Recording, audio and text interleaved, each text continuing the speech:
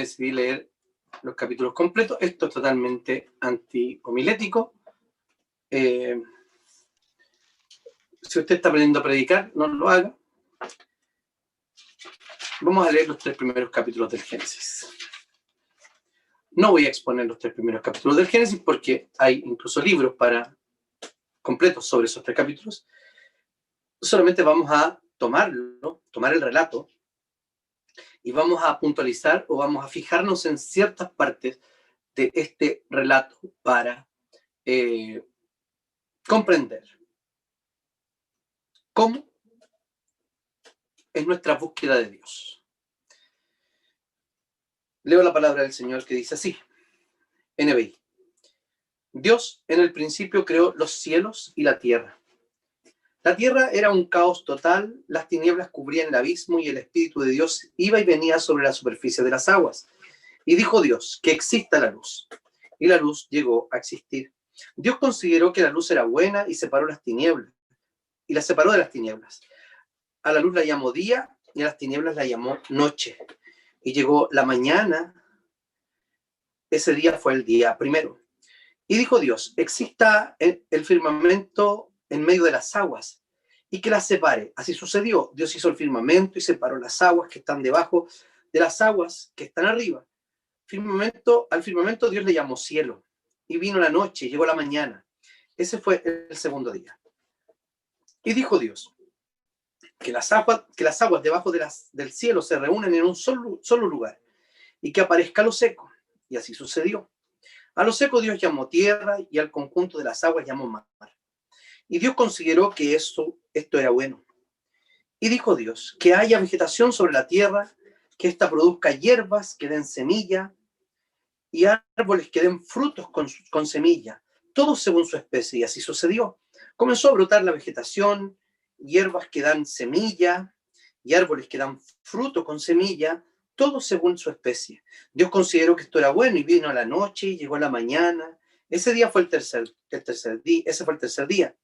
Y dijo Dios, que haya luces en el firmamento, que separen el día de la noche, que sirvan como señal de las estaciones, de los días y de los años, y que brille el firmamento para iluminar la tierra. Y sucedió así. Dios hizo 2 grandes astros, el astro mayor para gobernar el día y el astro menor para gobernar la noche. También hizo las estrellas. Dios colocó en el firmamento los astros para alumbrar la tierra. Los hizo para gobernar el día y la noche y para separar la luz de las tinieblas. Dios consideró que esto era bueno y vino la noche y llegó la mañana. Ese fue el 4º día. Y dijo Dios, rebosen de seres vivientes las aguas y que vuelen las aves sobre la tierra a lo largo del firmamento. Y creó Dios los grandes animales marinos y todos los seres vivientes que se mueven y pululan en las aguas y todas las aves según su especie. Y Dios consideró que esto era bueno. Y los bendijo con estas palabras, sean fructíferos, multiplíquense, llenen las aguas de los mares, que las aves se multipliquen según la tierra. Y vino la noche, llegó la mañana, y ese fue el 5º día. Y dijo Dios, que produzca la tierra seres vivientes, animales domésticos, animales salvajes y reptiles según su especie. Y sucedió así. Dios hizo los animales domésticos, los animales salvajes, y todos los reptiles según su especie. Y Dios consideró que eso era bueno, y dijo, hagamos al ser humano a nuestra imagen y semejanza, que tenga dominio sobre los peces del mar, sobre las aves de los cielos, sobre los animales domésticos, sobre los animales salvajes, y sobre todos los reptiles que se arrastran sobre el suelo. Y Dios creó al ser humano a su imagen, lo creó a imagen de Dios. Hombre y mujer los creó. Y los bendijo con estas palabras. Sean fructíferos, multiplíquense, llenen la tierra y sométanla, dominen a los peces del mar y a las aves del cielo, y a todos los reptiles que se arrastran por el suelo. También les dijo, yo les doy de la tierra todas las plantas que producen semilla, y todos los árboles que dan fruto con semilla. Todo esto les servirá de alimento, y doy la hierba verde como alimento a todas las fieras de la tierra, y a todas las aves del cielo, y a todos los seres vivientes que se arrastran por la tierra. Y así sucedió. Dios miró todo lo que había hecho y consideró que era muy bueno. Y vino la noche y llegó la mañana. Ese fue el sexto día. Así quedaron terminados los cielos y la tierra, todo lo que hay en ellos. Al llegar el séptimo día, Dios descansó, porque había terminado la obra que había emprendido. Dios bendijo el séptimo día y lo santificó, porque en ese día descansó de toda su obra creadora. Esta es la historia de la creación de los cielos y la tierra. Cuando Dios, el Señor, hizo la tierra y los cielos, aún no había ningún arbusto del campo sobre la tierra, ni había brotado la hierba, porque Dios, el Señor, todavía no había hecho llover sobre la tierra, ni existía el hombre para que la cultivara. No obstante, salía de la tierra un manantial que regaba toda la superficie del suelo. Y Dios, el Señor, formó al hombre del polvo de la tierra y sopló en su nariz hálito de vida. Y el hombre se convirtió en un ser viviente. Dios, el Señor, plantó un jardín al oriente del Edén y allí puso al hombre que había formado. Dios, el Señor, hizo que creciera toda clase de árboles hermosos, los cuales daban frutos buenos y apetecibles. En medio del jardín hizo crecer el árbol de la vida y también el árbol del conocimiento del bien y del mal. Del Edén nacía un río que regaba el jardín y desde allí se dividía en 4 ríos menores. El primero se llamaba Pisón y recorría toda la región de Havilá, donde había oro. El oro de esa región era fino y también había allí resina muy buena y piedra de ónice. El segundo se llamaba Gijón, que recorría toda la región de Cus. El tercero se llamaba Tigris, que recorría al este de Asiria, y el cuarto era el Éufrates. Dios el Señor tomó al hombre y lo puso en el jardín, para que lo cultivara y lo cuidara. Y le dio este mandato: puedes comer de todos los árboles del jardín, pero del árbol del conocimiento del bien y del mal no deberás comer. El día que de él comas, ciertamente morirás. Y el Señor Dios le dijo, y el Señor Dios, y Dios el Señor dijo, no es bueno que el hombre esté solo, voy a hacerle una ayuda adecuada. Entonces Dios el Señor formó de la tierra toda ave del cielo y todo animal del campo, y se los llevó al hombre para ver qué nombre les pondría.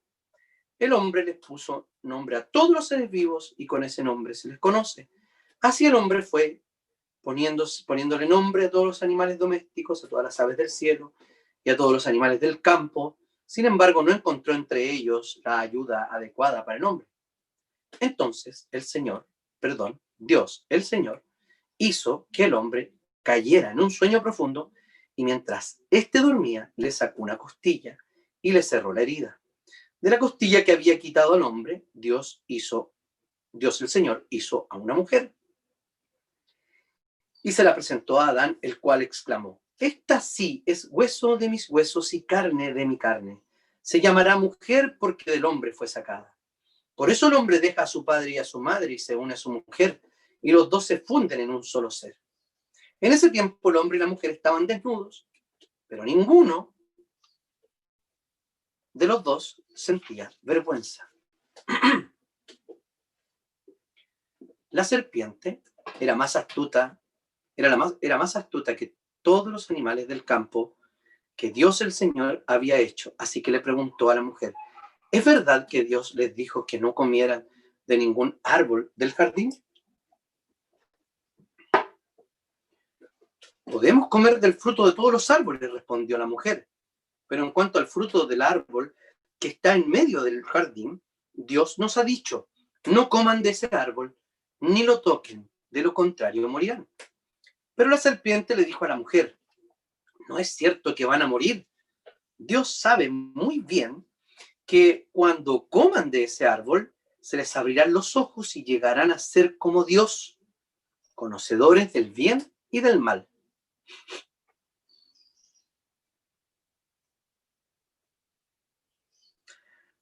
Ya voy. La mujer vio que el fruto del árbol era bueno para comer, que tenía buen aspecto y era deseable para adquirir sabiduría. Así que tomó de su fruto y comió. Luego le dio a su esposo y también él comió. En ese momento se les abrieron los ojos, tomaron conciencia de su desnudez. Por eso, para cubrirse, entretejieron hojas de higuera. Pero cuando el día comenzó a refrescar, oyeron, el hombre y la mujer, que Dios andaba recorriendo el jardín. Entonces corrieron a esconderse entre los árboles para que Dios no los viera. Pero Dios, el Señor, llamó al hombre y le dijo: ¿Dónde estás? El hombre contestó: escuché que andabas por el jardín y tuve miedo porque estoy desnudo. Por eso me escondí. ¿Y quién te ha dicho que estás desnudo?, le preguntó Dios. ¿Acaso has comido del fruto del árbol que yo te prohibí comer? Él respondió: la mujer que me diste por compañera me dio de ese fruto y yo comí. Entonces el Señor le preguntó a la mujer: ¿qué es lo que has hecho? La serpiente me engañó y comí, contestó ella. Dios, el Señor, dijo entonces a la serpiente: por causa de lo que has hecho, maldita serás entre todos los animales, tanto domésticos como salvajes. Te arrastrarás sobre tu vientre y comerás polvo todos los días de tu vida. Pondré enemistad entre tú y la mujer, entre tu simiente y la de ella. Su simiente te aplastará la cabeza, pero tú le morderás el talón. A la mujer le dijo: multiplicaré tus dones en el parto y darás a luz a tus hijos con dolor. Desearás a tu marido y él te dominará. Al hombre le dijo: por cuanto hiciste caso a tu mujer y comiste del árbol del que te prohibí comer, maldita será la tierra por tu culpa. Con penosos trabajos comerás de ella todos los días de tu vida. La tierra te producirá cardos y espinas. Comerás hierbas silvestres. Te ganarás el pan con el sudor de tu frente, hasta que vuelvas a la misma tierra de la cual fuiste sacado.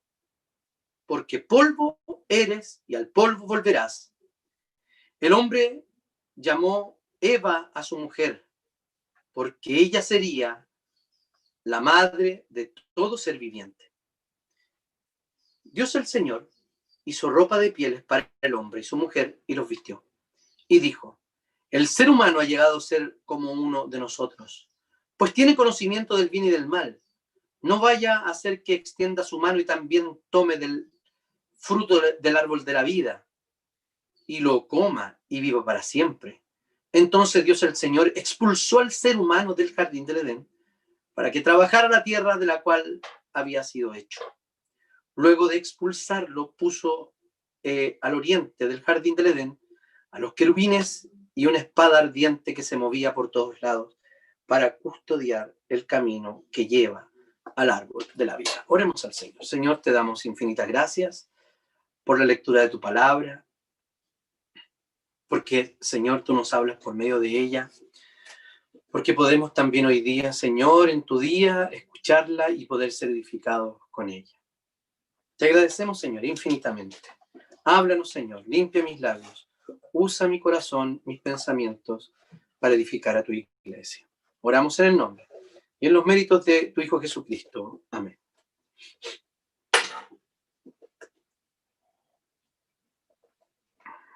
Como dije, la serie que hoy día acabamos de comenzar va a tener varios tópicos. Entre ellos vamos a ver cómo una familia cristiana debe vivir en tiempos de pandemia, pero no exclusivamente en tiempos de pandemia. Pero estamos viendo esta situación como una oportunidad que podríamos aprovechar para generar nuevos hábitos familiares. Entonces, lo primero que debería hacer una familia, o la primera invitación a una familia en tiempos de pandemia, es buscar a Dios. Y ese es el mensaje de hoy día, buscar a Dios. Y quiero explicar esta frase de buscar a Dios. Habitualmente en Puente de Vida nosotros no hablamos regularmente en jerga evangélica, y eso ustedes lo saben, ¿cierto? La jerga evangélica dice cosas tales como el hermano está de cuándo que usted camina. Entonces uno camina desde que, no sé, desde un poquito más de un año o tal vez antes del año, no, eso es variable. Y hay gente que por razones físicas no camina. Entonces cuando nosotros escuchamos eso, otras personas escuchan eso, este lenguaje evangélico no lo entiende, ¿cierto? Algunos evangélicos que están hoy día escuchando, tal vez hijos de esta iglesia, tampoco están entendiendo eso de caminar, ¿ya? Pero la mayoría, ojo, la mayoría sí lo entiende, de nosotros. O también cuando alguien está detenido, ¿cierto? No está detenido en la comisaría ni en ninguna otra parte, está detenido porque es un eufemismo para decir que está descarriado. Y descarriado no es porque fuera un tren, sino porque ha salido del camino del Señor. Y así para adelante, muchas otras jerga que habitualmente los evangélicos usamos en Puente de Vida desde nuestro inicio, evitamos usarlas, ¿ya? Entonces, buscar a Dios en esta forma en que queremos explicarlo, es que la búsqueda de Dios es esa actitud del corazón y ese deseo de estar con el Señor. En el propio lenguaje bíblico y de los salmos, de buscar el rostro del Señor, de meditar en su ley, o sea, de desarrollar disciplinas espirituales que nos acerquen de una manera relacional, dinámica y no relacional en cuanto a posición, porque, bueno, lo otro también está mediado por Cristo, porque adoramos a Dios mediante Cristo, oramos en el nombre de Jesús, buscamos a Dios en Cristo Jesús. Pero fríos espiritualmente o tibios espiritualmente. Y el Señor nos manda a avivar ese fuego del corazón en medio de estos tiempos. Es lo que debemos hacer. De que nuestra relación con Dios sea viva, dinámica. La espiritualidad familiar, a propósito de la reforma, es una cuestión tremendamente importante en el mundo reformado. De hecho, yo aquí tengo algunos libros que son acerca del tema, como el Pacto Reformado, los puritanos, incluso algunos que no son propiamente de la tradición reformada más estricta, como Spurgeon, siempre están hablando de la espiritualidad dentro de la familia. Y me gustaría hacer algunas diferencias. Primero, hay diferencias entre la búsqueda... perdón, me quedé inconcluso lo que dije anteriormente. Lo que quiero decir es que debemos recuperar esta dinámica familiar de espiritualidad, de búsqueda de Dios, de desarrollo de disciplinas espirituales en familia. Eso es lo que hace una familia reformada, y no porque solamente esté bebiendo de la tradición reformada, sino porque estamos bebiendo de una tradición mucho más antigua, que es la tradición de nuestros antepasados, padres en la fe, los judíos, y luego para adelante la iglesia primitiva, y así muchos otros tiempos donde la espiritualidad familiar era una cuestión tremendamente importante. Y hoy día, orar incluso, buscar a Dios en la oración, es muy difícil porque estamos llenos de un montón de distractores que nos llevan a hacer otras cosas. En sus teléfonos celulares, usted puede poner ciertos registros o avisos de límite para utilizar las redes sociales. Por lo menos en Instagram es así. Usted lo programa y le avisa, ya llevas 20 minutos hoy día en Instagram. Ahí está su decisión. Si usted pone aceptar y sigue en Instagram, o luego pone aceptar y dice, bueno, tal vez en este rato ya fue suficiente y estoy perdiendo tiempo valioso de comunión con el Señor. Es cierto, no tenemos lugares, no tenemos espacio-tiempo para tener comunión con el Señor. Pero no es porque no lo tengamos, No lo tenemos porque no lo hemos destinado. Fíjese una cosa. Usted tiene un espacio, por muy pequeña que sea su casa, tiene un espacio para dormir, tiene un espacio para comer, para hacer sus necesidades biológicas, ¿cierto? Tal vez un espacio pequeñito para ciertas distracciones, para poner la tele, ¿cierto? Que parece ser nuestro... Si alguien descubriera en 50.000 millones de años más, tal vez dirían que nosotros éramos una especie de sociedad idólatra, de unas ciertas placas con algunos circuitos por dentro. En todas las casas lleva el lugar principal la tele. No digo que eso esté malo. Lo que digo es que sí tenemos lugar para ciertas cosas, pero no tenemos un lugar para orar. Y tenemos tiempo para otras cosas, pero no tenemos tiempo para orar y para buscar al Señor. Vamos a mirar este pasaje, ¿por qué es tan importante? Usted se preguntará respecto a esto, pero sigo con las diferencias. La diferencia entre buscar a Dios y buscar a Dios. Buscar a Dios como no creyente y buscar a Dios como no creyente. Bueno, ¿qué dice usted, pastor? ¿Cómo se lo ocurre? ¿No somos calvinistas y creemos que los hombres y las mujeres que no son regenerados no buscan a Dios? Sí, ellos buscan a Dios.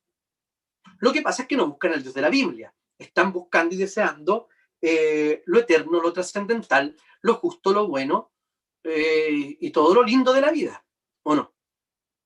Lo que pasa es que no saben que solo eso se encuentra en Dios. Y la diferencia de los creyentes sí que buscamos a Dios o tenemos ese deseo de buscar a Dios restaurado, regenerado, ese anhelo de estar junto al Señor, de orar, de leer la Biblia, pero que no sale de ese anhelo. O es un anhelo que a veces se practica y somos bastante inconstantes en la búsqueda de Dios, tanto, y me refiero a todas las disciplinas espirituales, principalmente a la oración, a la lectura de la palabra personal, a la espiritualidad, espiritualidad comunitaria. También hay una diferencia entre la búsqueda personal, perdón, antes que eso, también hay una diferencia sobre esto, de conocer a Dios, ¿cierto? Usted conoce a Dios, usted conoce al Señor, sabe quién es, sabe que es su Padre, sabe que envió a su Hijo Jesucristo y que Jesucristo vino y murió y que el Espíritu Santo aplicó las bendiciones de la salvación para eso, para nuestro bien, y que el Espíritu Santo es el Paracletos, ¿cierto? Y muchas veces manejamos términos griegos, hebreos, que difícilmente entendemos y que habitualmente no pronunciamos bien porque no sabemos el idioma, pero nos gusta hacer creer que sabemos eso y vamos repitiendo cosas de libros que leemos, cualquier libro menos la Biblia, y vamos repitiendo y repitiendo y creemos que conocemos al Señor. Y probablemente sí conocemos al Señor. No digo que no lo conozcamos. Sí lo conocemos. ¿Por qué? Porque estamos leyendo la Escritura, ¿cierto? Algunos se dedican también a complementar y a leer algunos libros y conocemos al Señor. Y conocemos al Señor por medio de Jesucristo, que solo lo podemos encontrar en la Escritura. ¿Ok? Pero también hay una relación que es distinto al conocimiento de Dios. Yo puedo conocer a Dios, pero puedo no relacionarme con Dios. Y no hablo, ojo, de esta relación salvífica que tenemos mediante Jesucristo, porque sí que somos salvos, sí que somos sus hijos. En esto voy a ahondar en uno de los puntos del sermón. Y luego, la búsqueda devocional personal, siempre en la Escritura es base para la búsqueda familiar. Es solo que miremos, por ejemplo, el capítulo 6 del libro de Deuteronomio, cuando dice que, primero, dice que ustedes deben guardar estas cosas en su corazón. Oh Israel, el Señor, tu Dios, el Señor uno es. Y luego dice, para no estar parafraseando, no lo tenía listo, pero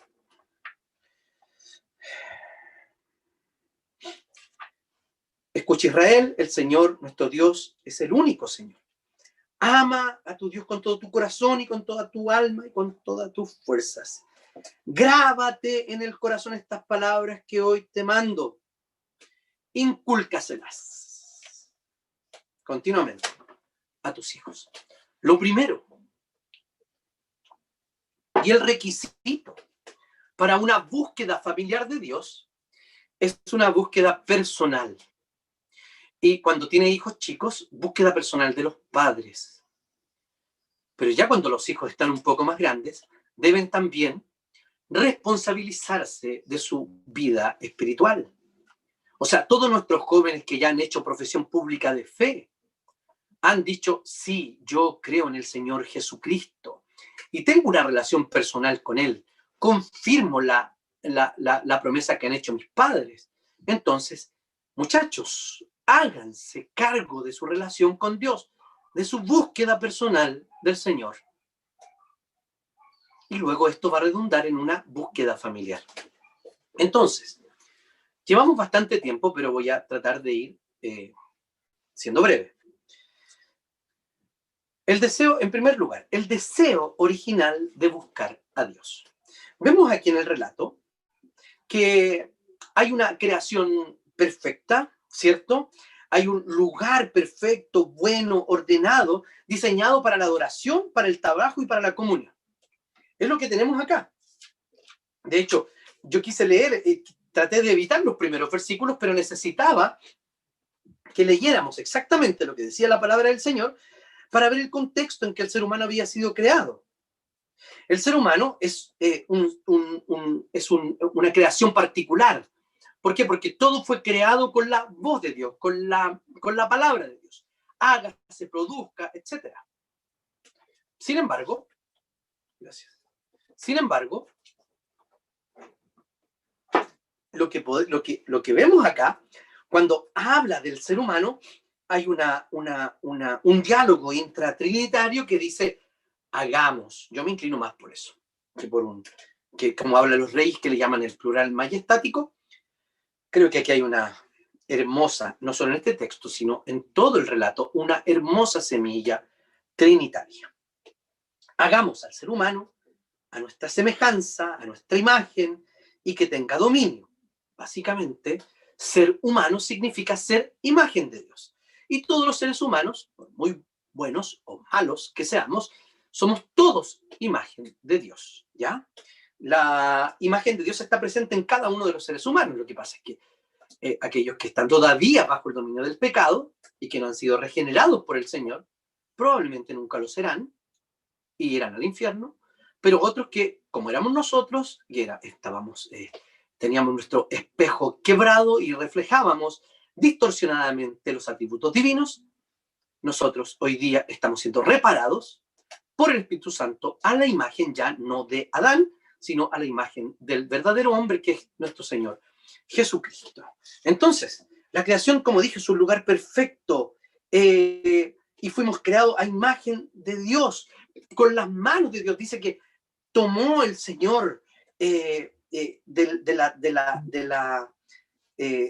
polvo de la tierra e hizo todo y nos creó a nosotros.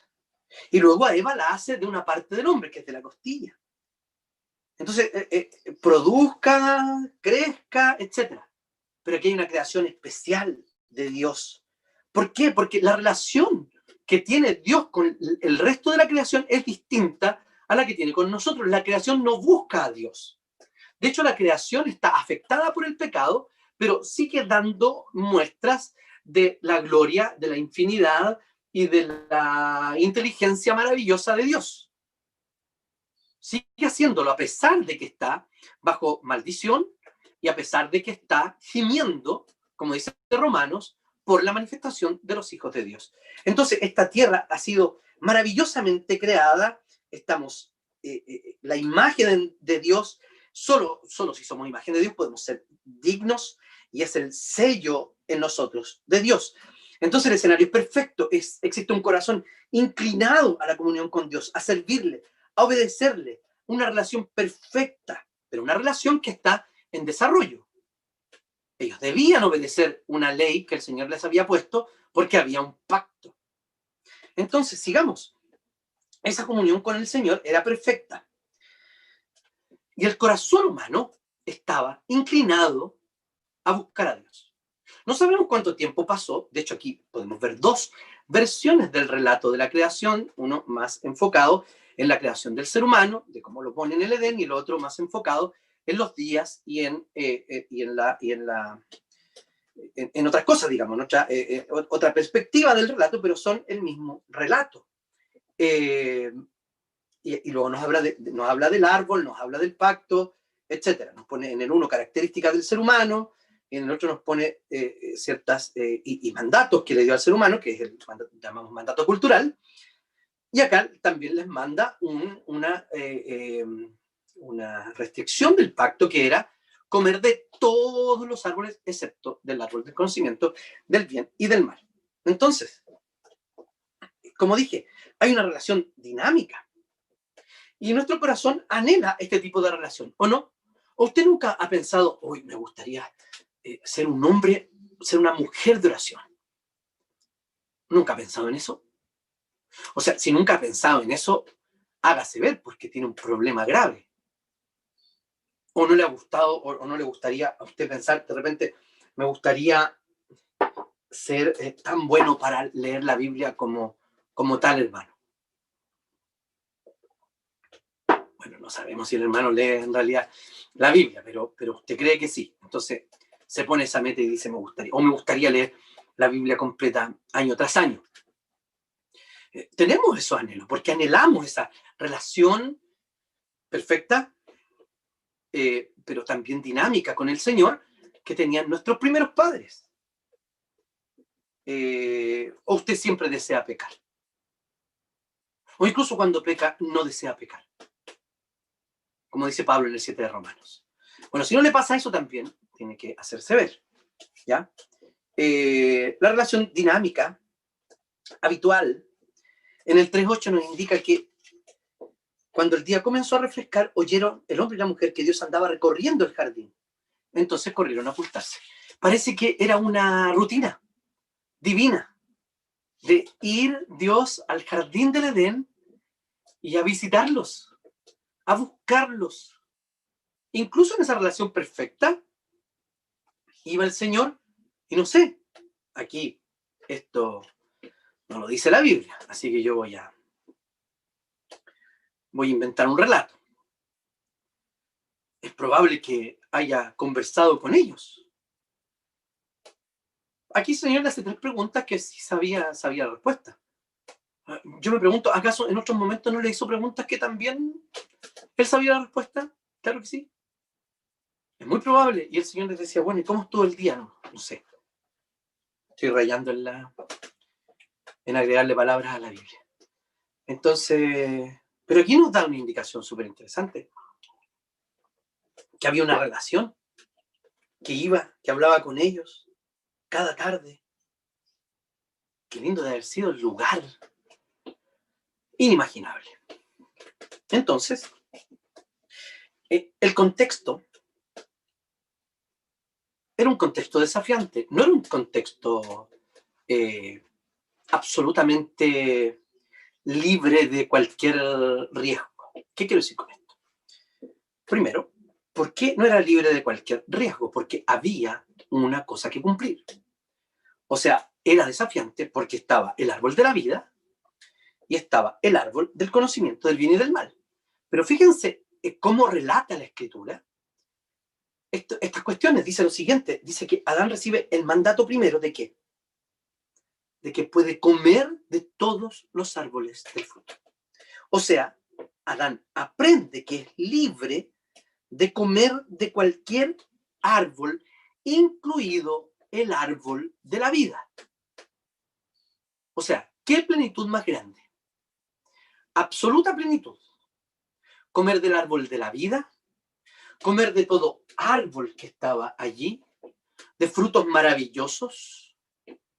Nuestros hermanos vegetarianos deben estar felices con este relato, pero ojo, esto no tiene nada que ver con ser vegetariano, porque ellos eran perfectos, su cuerpo era perfecto, y saben que aquí ellos comían y se alimentaban, y seguro que no engordaban, etcétera.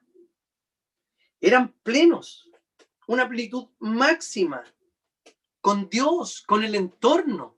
Imagínenlo. Bueno, así estaba y así era el deseo original de la búsqueda de Dios. Un deseo que nosotros, o sea, una búsqueda que nosotros hoy día anhelamos. Como decía anteriormente, ¿cierto? ¿Por qué? Porque este deseo original es hacia lo que estamos caminando. Ya lo vamos a ver. En segundo lugar, vamos a la ruptura de este deseo de buscar a Dios. El deseo de buscar a Dios se rompe antes de la caída. ¿Por qué razón? Porque la caída no sucede exclusivamente en el 3, 6 y 7. No. La caída comienza cuando ellos le dan cabida a un diálogo que nunca debieron desarrollar. Nunca. A un diálogo en el cual Adán nunca permitió que su mujer participara. En un diálogo que Eva, estuviera o no estuviera Adán, no debía iniciar. Hay un escritor que dice que hay ciertas cosas de las que no se debe hablar. ¿Cierto? Hay cosas tan malas y tan absurdas que no deberían salir de nuestra boca. Y es un escritor ateo. Entonces, ellos hablaron algo que no debían hablar y comienzan a hablar con la serpiente. O sea, la osadía. ¿Dónde comienza la caída? Con la osadía de Eva y la flaqueza y debilidad de Adán. Hay un diálogo con la serpiente y este diálogo produjo la mayor tragedia de la humanidad, incomparable con la peste bubónica, incomparable con la peste española, y con el sarampión, y con el tifus, y con el ébola, y con el COVID, y etcétera. Incomparable, porque lo que hizo fue matar espiritualmente a toda la humanidad. Entonces, respecto a la comunión con Dios, se rompe, y ellos sufrieron consecuencias. El 3.8, ¿qué dice? Dice que, como ya lo dije, Dios andaba por el jardín y ellos se escondieron, evitaron a Dios y tuvieron vergüenza. Se hicieron vestidos de hojas. Y Dios salió a buscarlos. Dios les hace preguntas, como dije. No eran inintencionadas, no era que Dios no sabía lo que estaba pasando. El Señor sí sabía. Y le dice así: ¿dónde estás? En el versículo 9. Dígame, Dios no sabía dónde estaba. Sabía perfectamente bien lo que había pasado y le dice, ¿dónde estás? En segundo lugar, le dice, a propósito de la respuesta, me escondí porque estaba desnudo. Y Dios le pregunta, ¿quién te dijo que estabas desnudo? También sabía el Señor. Y luego le pregunta, ¿has comido del árbol que te dije que no comieras? Eran 3 preguntas que no eran útiles para Dios. Eran útiles para Dios en el sentido jurídico, porque estaba posicionando al hombre respecto de dónde estaba, posicionando al hombre respecto de su posición en el pacto. Él había violado el pacto. ¿Y qué le dice? Dios sabía, pero lo guió a confesarse. Le dice que le dijo, qué hizo y qué pasó. La intimidad estaba rota. Porque no esperaron a lo mejor, y este también es parte de mi elucubración histórica, no estaban listos para hablar con Dios como si Dios venía y los visitaba. Ellos se escondieron, ya no estaban dispuestos a mostrarse tal cual como eran. El alejamiento de Dios, querían evitar la búsqueda, porque esa es la solución humana, retirarnos, replegarnos, escondernos ante cualquier situación pecaminosa. Cuando lo primero que deberíamos hacer es buscar inmediatamente la misericordia de Dios que se renueva día tras día. Adán y Eva habían modificado su creencia sobre Dios, porque si leemos el relato dice que Eva pone en duda inmediatamente y le compra el discurso a la serpiente. Esto lo he enseñado varias veces, voy a pasar muy rápido por aquí, cuando le dice, es cierto, le dice la serpiente, es verdad que le dijo que no comieran de ningún árbol del jardín. Pregunta absurda, ¿cómo de ningún árbol? ¿Y cómo se alimentaban? Ahí Eva debe haber dicho, oye, ¿cómo que ningún árbol? Sí, podemos comer de todos excepto de uno. Y Eva le dice, podemos comer de todos los árboles. Y ahí está, hasta ahí va bien. Y luego le responde y le dice que Dios les dijo que no podían comer del árbol que está en medio del jardín. Y cita a Dios, comillas. Según Eva dijo Dios, no coman de ese árbol. Perfecto. Ni lo toquen. De lo contrario, morirán. O sea, Eva le agregó peso al mandato de Dios. Peso posible. Perdón. Peso innecesario. El peso de la ley que tenía ellos era perfectamente llevable. Pero ella comienza a cambiar su idea sobre la bondad de Dios y luego da un paso inevitable, que es dejar de creerle a Dios y creerle a la serpiente. Entonces, no es cierto que van a morir. Ponen en entredicho el carácter de Dios. Eva le cree y va camino al precipicio. Luego ve el árbol y que es el fruto, perdón, que aspecto deseable para adquirir, lo toma, lo come, no pasa nada. Y luego le dio a su esposo que la Biblia de las Américas dice que el cual estaba ahí también le dio. En ese momento, cuando ambos comieron, se les abrieron los ojos y tomaron conciencia de su desnudez. Entonces, sabían ellos que era su creador, sabían que era su padre, sabían de la intimidad con Yahvé, sabían, ellos estaban pero conectados 100% con Dios. Sin embargo, escucharon a esa creación y además, creación intervenida, utilizada por Satanás.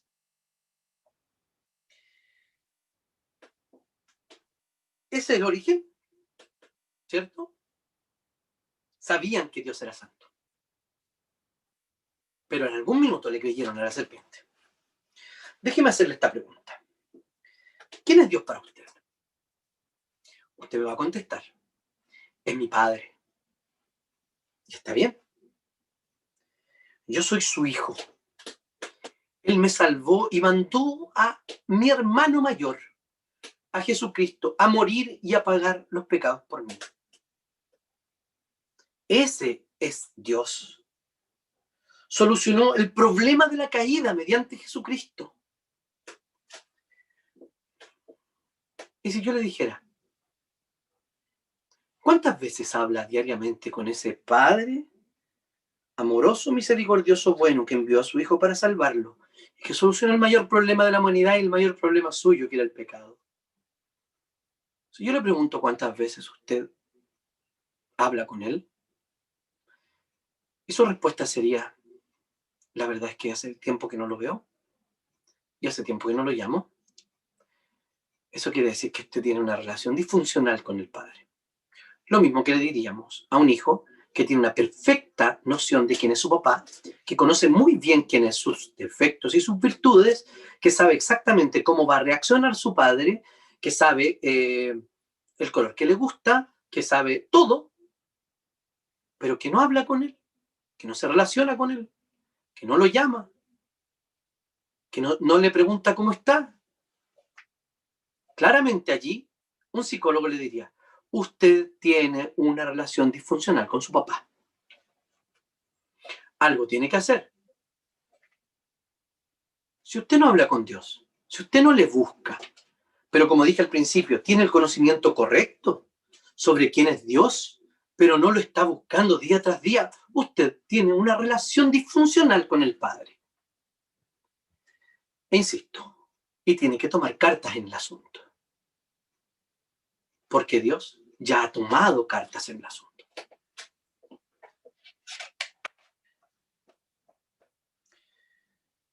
Entonces,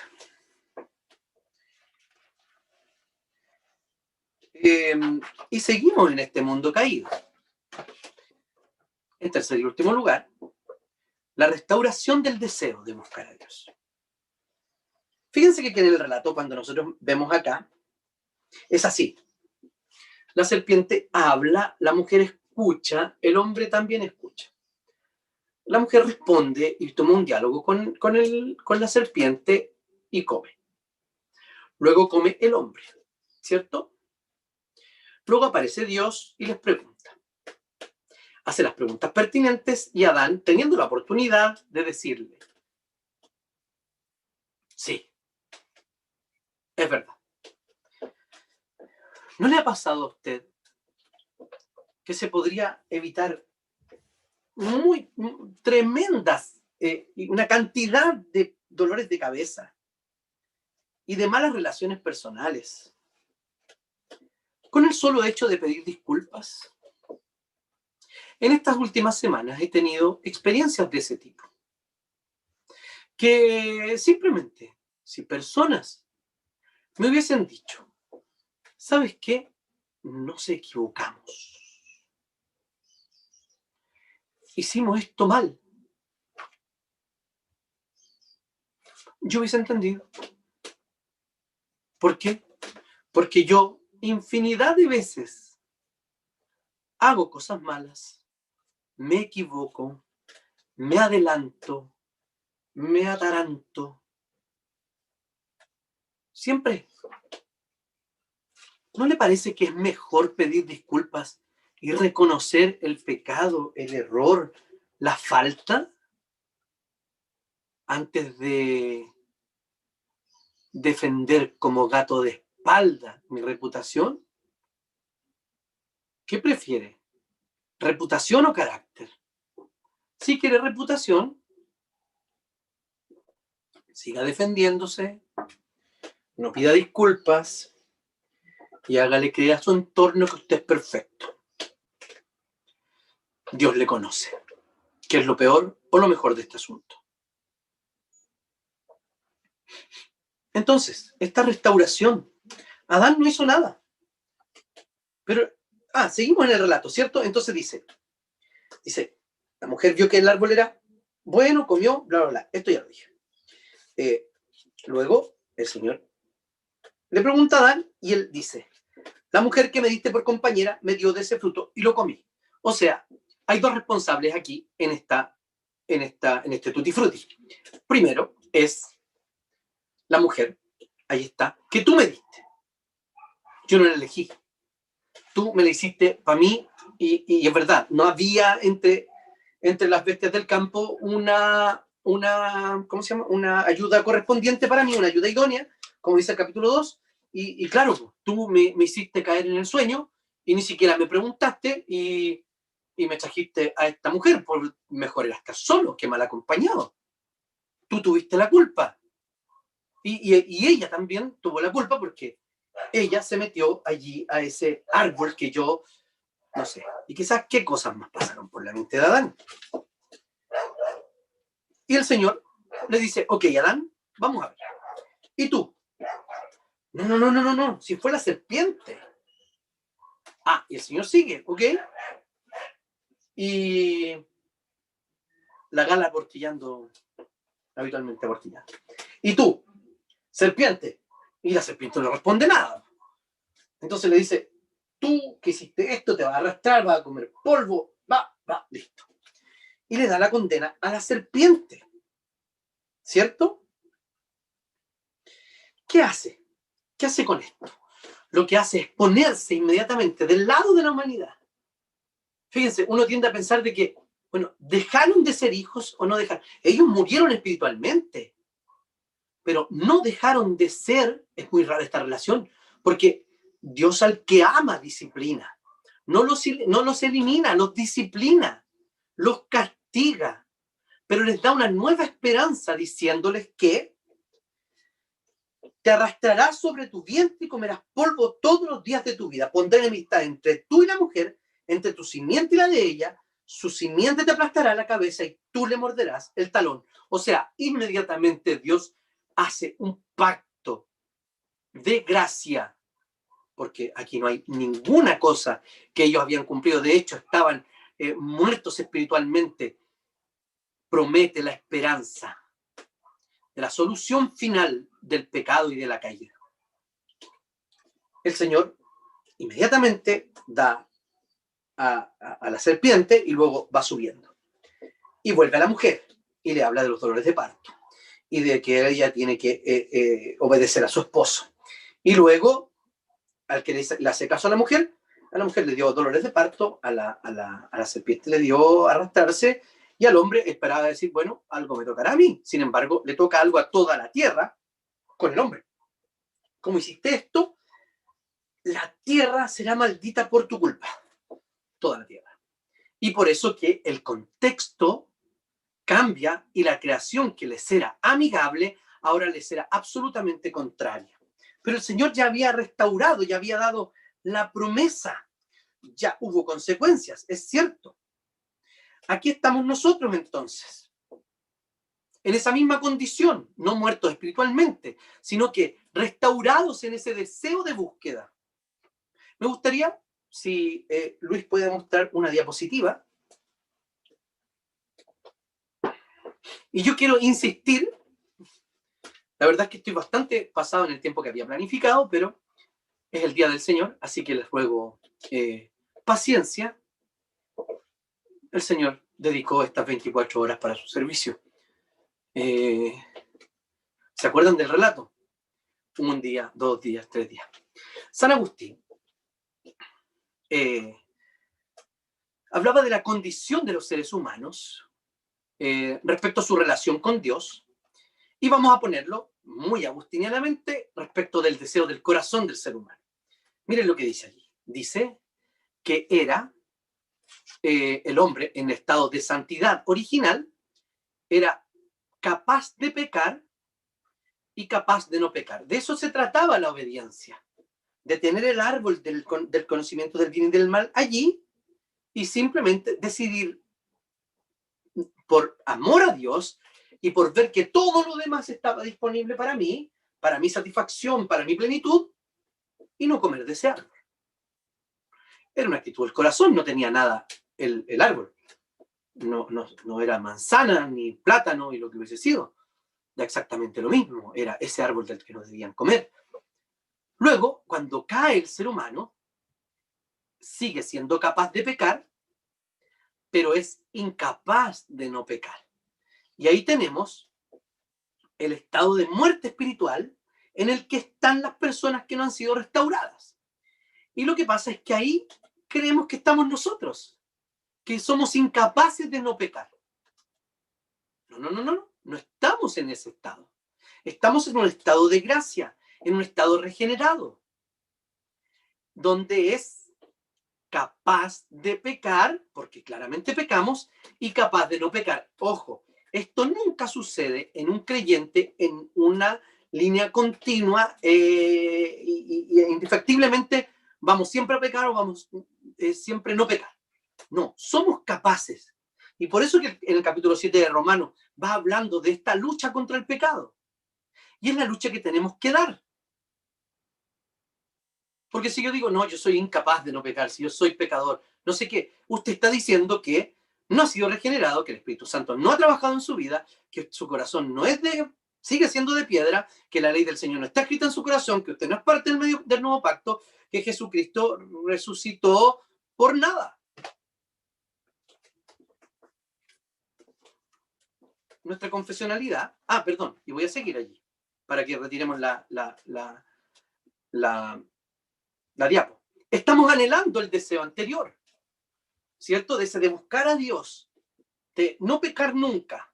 Y está bien, porque estamos anhelando, ojo, no el estado original, porque había allí un contexto desafiante. En el estado eterno, en el estado de gloria, ya no habrá un contexto desafiante, porque seremos incapaces de pecar, así como los ángeles después de la caída y la rebelión de Satanás, hoy día son incapaces de pecar, están sostenidos por Dios, porque ya no hay más caída de ángeles en ese espacio, en ese tiempo de gloria. Nuestra perseverancia será perfecta, incapaces de no pecar, y seremos incapaces de pecar, perdón, y capaces de no pecar permanentemente. Gracias, Luis. Y sobre nuestra confesionalidad. Este texto, esta pregunta que siempre la parafraseo, la quiero leer.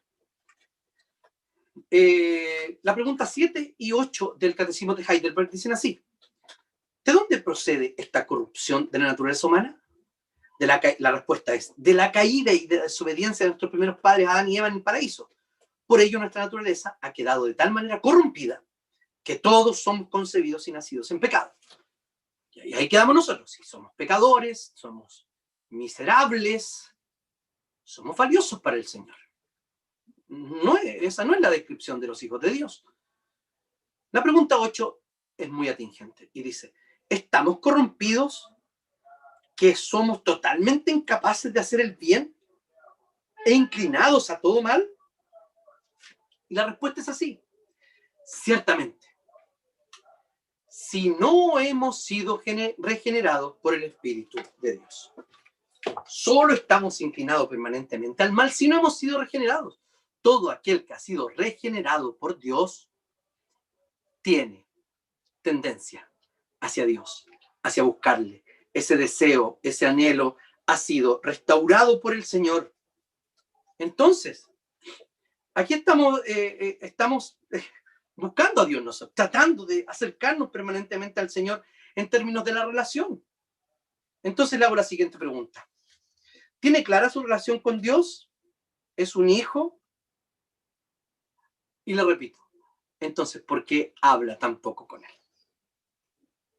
No es suficiente saber, tener claridad y decir: sí, Él es mi Padre, murió por mí el Señor Jesucristo, sino que teniendo eso claro, porque si no tenemos claro quién es Dios, nos transformamos en idólatras porque construimos un Dios a nuestra imagen y semejanza. Ojo, no podemos desvincular a Jesucristo, por ejemplo, de su revelación. Solo conocemos a Cristo aquí, pero tenemos una relación viva, dinámica, actual, mediante el Espíritu Santo con el Dios Trino. Entonces, una vida de búsqueda en oración sí es posible, queridos hermanos. Las condiciones están totalmente dadas. Lo que pasa es que no queremos. Buscar al Señor en oración, en la meditación de su palabra, eso es buscar a Dios. Búsquelo, porque ojo, no crea a la serpiente de que, oye, sí, eres un miserable. Nunca vas a poder leer la Escritura así como te dice tu pastor, porque ni siquiera él la debe leer, etcétera. Entonces, queridos, nuestro deseo, ese deseo de intimidad con el Abba, con el papito, es una realidad que hoy día podemos disfrutar. Son los bocados de la eternidad, la degustación de la eternidad. Debemos pasar entonces de esta autocompasión de que no puedo a decirnos y a creer en la Escritura que el Señor ya salió a mi encuentro, ya me encontró y lo debo buscar en oración, en relación, mediante las disciplinas espirituales, su palabra, buscarlo cada día y hablar cada día con Él para no tener una relación disfuncional. Este contexto nos distrae, la vida nos distrae, porque queremos, no porque seamos víctimas del entorno de la tecnología, de las series, de lo que sea. disfrute la bendición de Dios y las provisiones de Dios sin olvidarse del Dios que da la provisión. Algunos consejos prácticos para terminar. Inicie de una vez por todas un tiempo especial para Dios diariamente. Sepárelo. Produzca un hábito. ¿Le va a costar al principio? Sí. Pero luego va a ser una necesidad. Leer la Escritura, orar al Señor. Póngase metas razonables y realistas. Reconozca que hablar con Dios puede resultar tedioso. Sí, es posible. Pero la constancia lo hará cada vez más significativo. Y cuando usted esté en la presencia del Señor,